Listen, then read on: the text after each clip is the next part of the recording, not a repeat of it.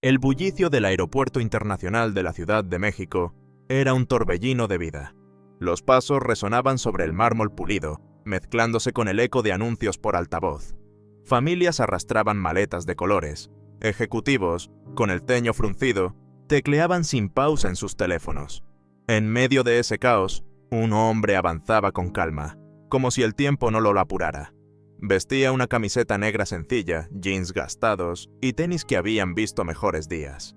Sin reloj caro, sin joyas, sin escoltas. Era Marco Antonio Solís. Algunos lo miraban de reojo, con un destello de duda en los ojos. ¿Será él? Pero la mayoría no lo reconocía. Pasaba desapercibido, como un viajero más, quizás algo fuera de lugar en un entorno tan sofisticado. Sin embargo, un detalle destacaba en su figura humilde. Alrededor de su cuello, un pequeño crucifijo de plata brillaba suavemente bajo las luces del aeropuerto. No era ostentoso, pero tenía peso, como si cargara historias que nadie podía imaginar. Marco avanzaba sin prisas, sin esconderse, siendo simplemente él. Al llegar a la sala de primera clase, entregó su boleto a la asistente de vuelo. El nombre en el pase de abordar era claro: Marco Antonio Solís. Pero la mujer, de postura impecable y uniforme planchado, dudó. «Disculpe, señor», dijo, con una ceja ligeramente arqueada. «Creo que está en la fila equivocada. Esta es para primera clase». Marco no se inmutó. Con una sonrisa serena, respondió: «Estoy en el lugar correcto». La asistente, cuya placa la identificaba como Carla, revisó el boleto otra vez. Era válido. Sabía quién era Marco Antonio Solís, pero no lo había reconocido de inmediato. Su apariencia sencilla, los tenis desgastados, la ausencia de cualquier aura de celebridad, no encajaban con lo que ella esperaba en primera clase. Aunque lo dejó pasar, sus ojos lo siguieron con una mezcla de curiosidad y recelo. Había algo en él que la inquietaba. Tal vez era la simplicidad donde esperaba opulencia, o quizás era el crucifijo, ahora más visible mientras Marco se acomodaba en su asiento. Carla dio un paso hacia él, luego otro, con movimientos firmes, casi coreografiados. Su expresión había cambiado, los labios apretados, los ojos fijos en la cruz de plata. No dijo nada, pero algo en su interior se removió.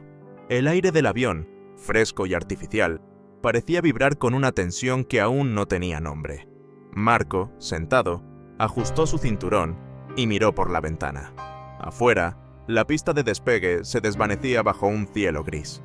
No sabía que ese pequeño crucifijo, tan parte de él como su propia piel, estaba a punto de desencadenar un momento que nadie en ese vuelo olvidaría. El avión ascendía con un zumbido constante, dejando atrás la Ciudad de México. Desde la ventana, las luces de la metrópoli se difuminaban en un mar de destellos. En la cabina de primera clase, el aire acondicionado susurraba, fresco como una mañana de otoño en Xochimilco. Los asientos de cuero crujían suavemente bajo el peso de los pasajeros, y el tintineo de copas de cristal rompía el silencio. Marco Antonio Solís permanecía inmóvil en su asiento, con las manos descansando sobre los reposabrazos. No leía, no miraba la pantalla frente a él. Solo estaba ahí, presente, con una calma que parecía desafiar el ritmo frenético del vuelo. El crucifijo de plata colgaba sobre su camiseta negra, reposando como un ancla en medio de un océano invisible. No era nuevo. Sus bordes estaban desgastados, como si hubiera sido tocado miles de veces en momentos de duda o esperanza. Bajo las luces tenues de la cabina, brillaba con una quietud que contrastaba con el lujo artificial a su alrededor. Desde el área de servicio, Carla lo observaba, oculta tras una cortina de lona azul. Había algo en la forma en que Marco se sentaba, tan sereno, tan él mismo, que la incomodaba. No era su fama, ni su simplicidad. Era ese crucifijo, tan pequeño y sin embargo tan imposible de ignorar. Carla enderezó su uniforme, alisando una arruga imaginaria en la falda. Había perfeccionado esa postura en años de vuelos, en seminarios de capacitación, en espejos que reflejaban su necesidad de control. Este no era solo un avión. Era su dominio, y ese hombre, con su cruz expuesta, parecía desafiar el orden que ella protegía. «Señor», dijo, acercándose con pasos medidos, la voz baja, pero firme. «Quiero recordarle que tenemos políticas sobre símbolos religiosos visibles en espacios compartidos. En esta cabina, pedimos discreción. Marco giró la cabeza lentamente, sus ojos oscuros encontrando los de ella.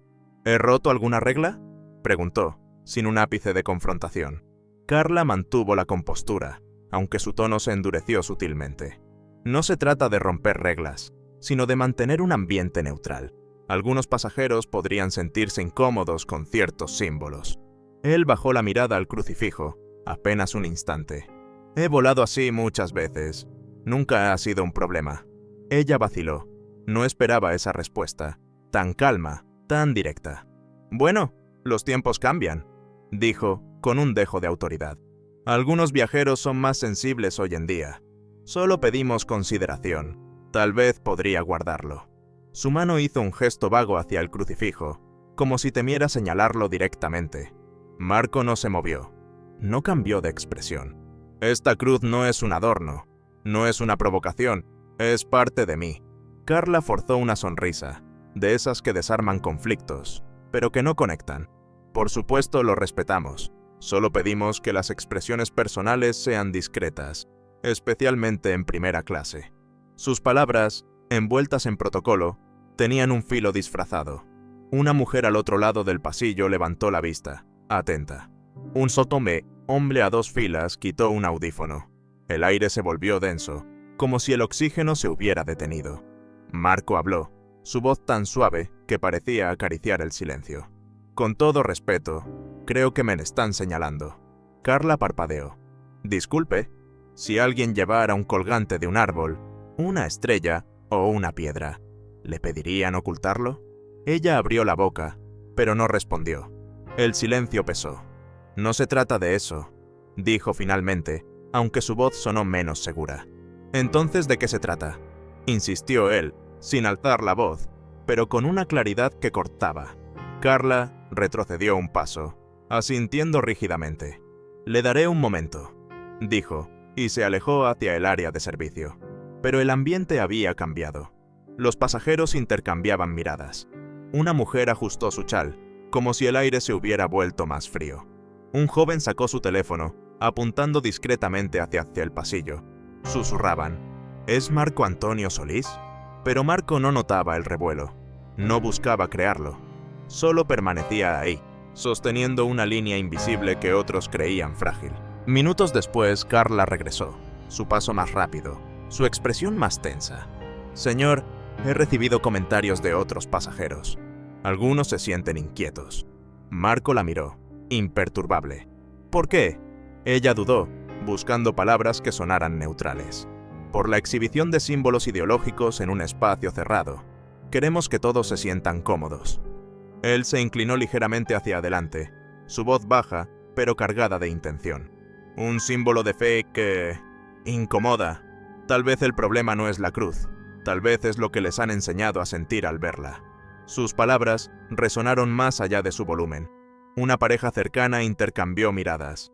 El joven con el teléfono presionó «Grabar con disimulo».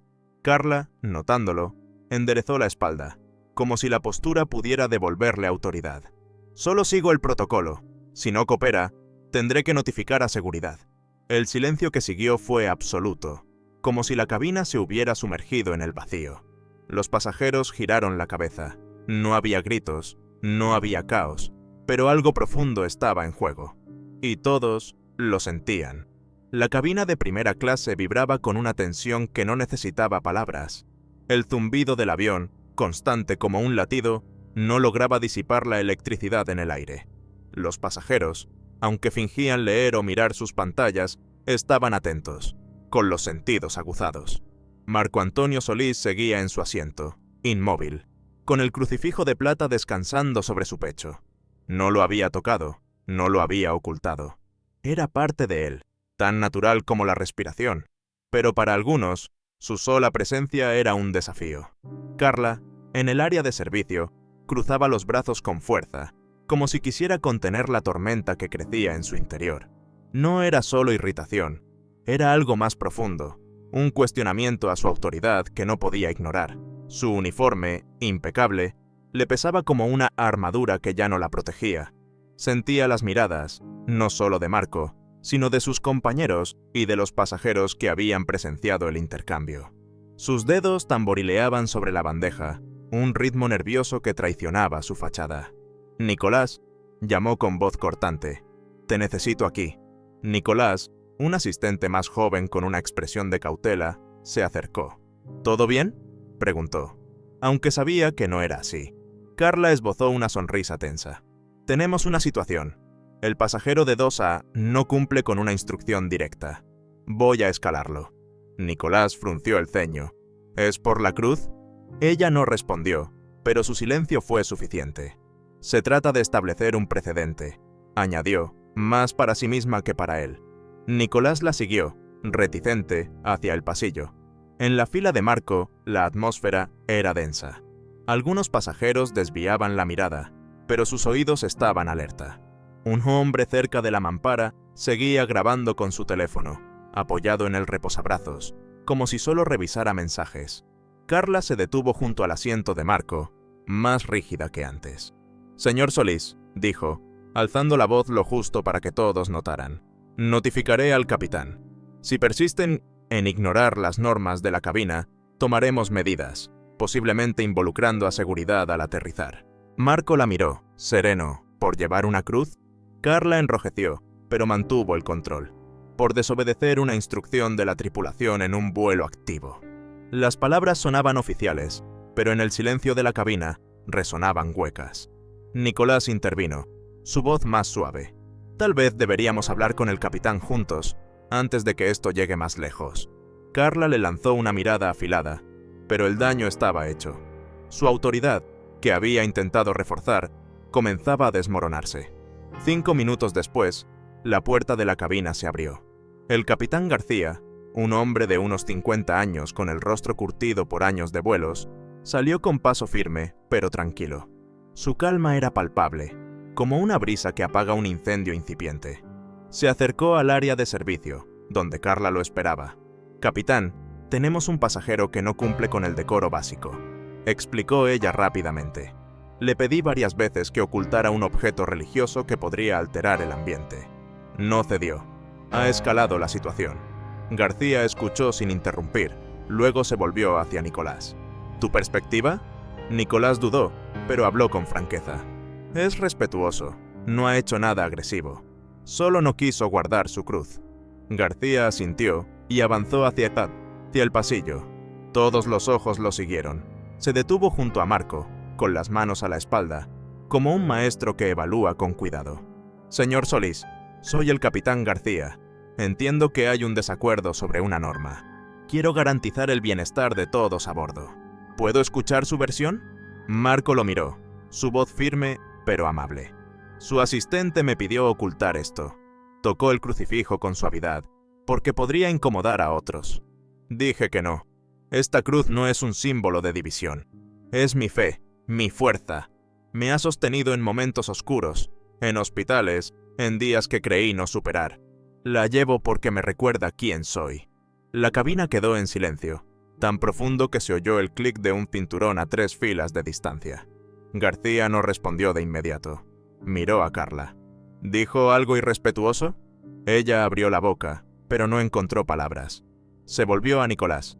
¿Algo agresivo? «No, señor», respondió él.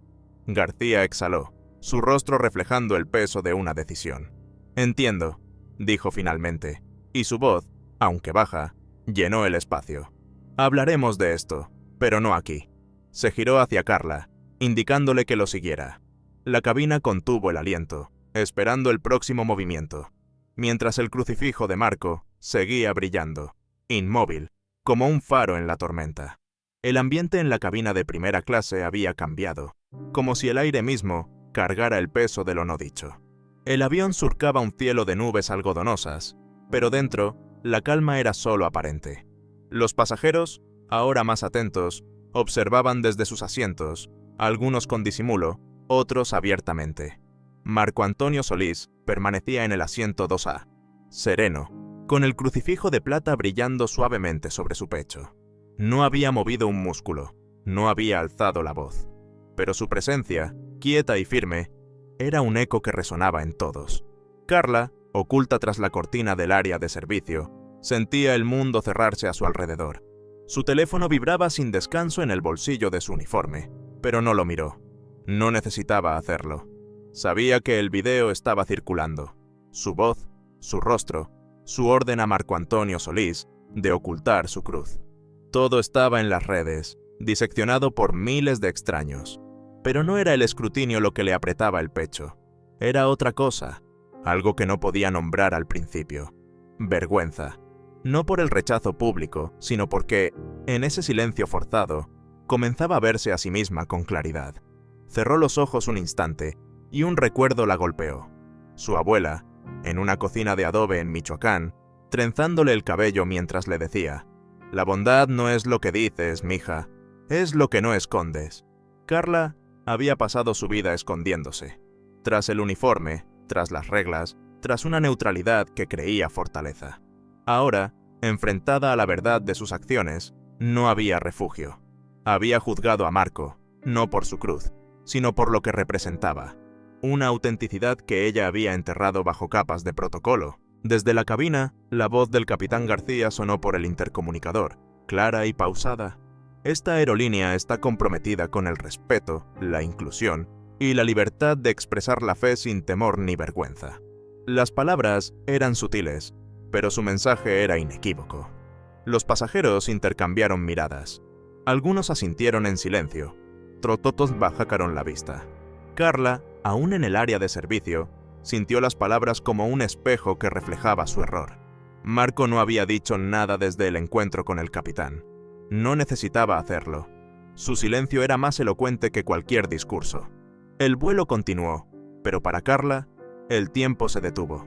Cada paso por el pasillo era un recordatorio de lo que había desencadenado. Los pasajeros la miraban, no con desprecio, sino con una curiosidad que dolía más. Nicolás, al pasar, le rozó el brazo con suavidad. «¿Estás bien?», murmuró. Ella asintió, pero la mentira pesaba. No estaba bien. Estaba desarmada, expuesta en pavada. Y por primera vez, eso no la aterró. Algo en ella comenzaba a ceder, como una presa que se agrieta antes de romperse. Marco seguía en su asiento, mirando por la ventana. El crucifijo descansaba sobre su camiseta, un faro en la tormenta que no había buscado crear. No había triunfalismo en su postura, ni rencor. Solo estaba ahí, siendo él, con una paz que Carla envidiaba en secreto. Recordó un momento de su infancia, cuando su abuela le dio una medallita de la Virgen de Guadalupe y le dijo: «Esto no es solo metal, es lo que llevas dentro». Carla había perdido esa medallita, y con ella una parte de sí misma.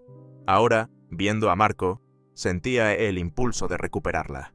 El avión comenzó su descenso, y con él la presión en el pecho de Carla se intensificó. No podía seguir escondiéndose. Tomó aire, profundo, como si quisiera llenarse de valor.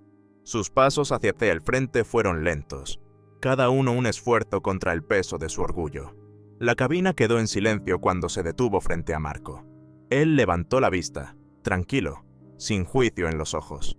Carla intentó hablar, pero las palabras se atoraron. Entonces, su cuerpo habló por ella.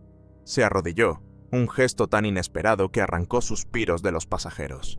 «Me equivoqué», dijo, la voz temblorosa, apenas audible. «Pensé que protegía la cabina, que era profesional, pero solo protegía mi propio miedo».